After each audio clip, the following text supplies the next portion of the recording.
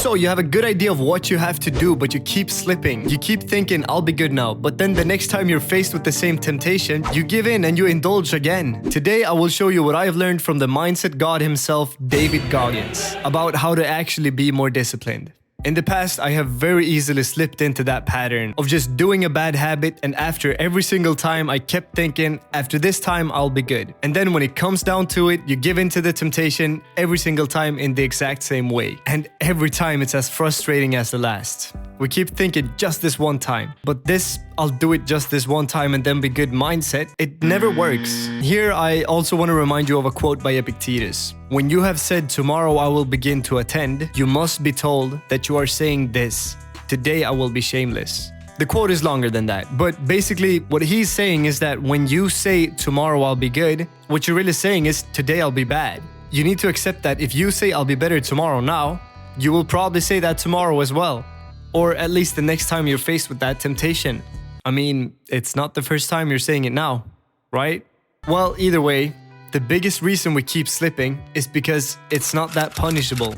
Imagine if you slipped, you ate the cookie that you weren't supposed to eat, and someone cut off your finger because of it.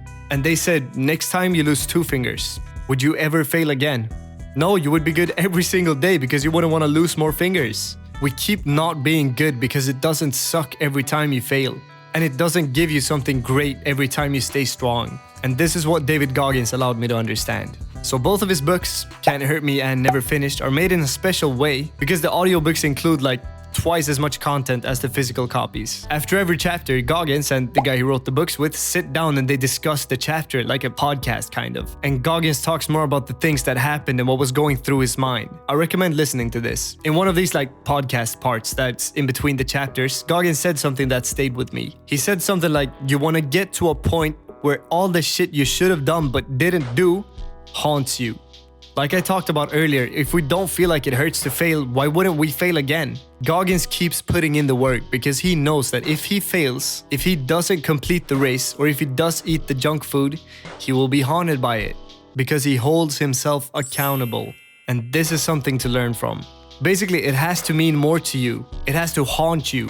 Not in the sense of, continuously regretting the past and all the mistakes that happened to you way back, like, oh, I should have said that. More in the sense of just holding yourself accountable for when you mess up, for when you could have done better but you chose not to. It has been shown that one of the most effective ways to remember something clearly is to have a strong emotional reaction connected to it, which makes a lot of sense, although it's more about the amount of adrenaline that's released. But my point is, if you really feel like you messed up, when you miss out on your habits or you don't put in the work like you should, then it's gonna stay with you. Because if you really feel like you messed up, there will be a strong emotional impact right there and then, which will lead to you remembering it and not wanting to repeat it.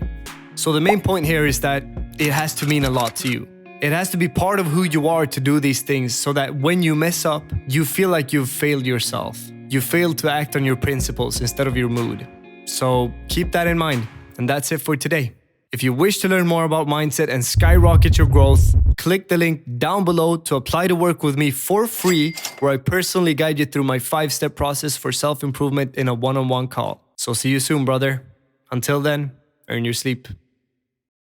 And by the way, subscribe to my channel. It really helps me out. Please and thank you.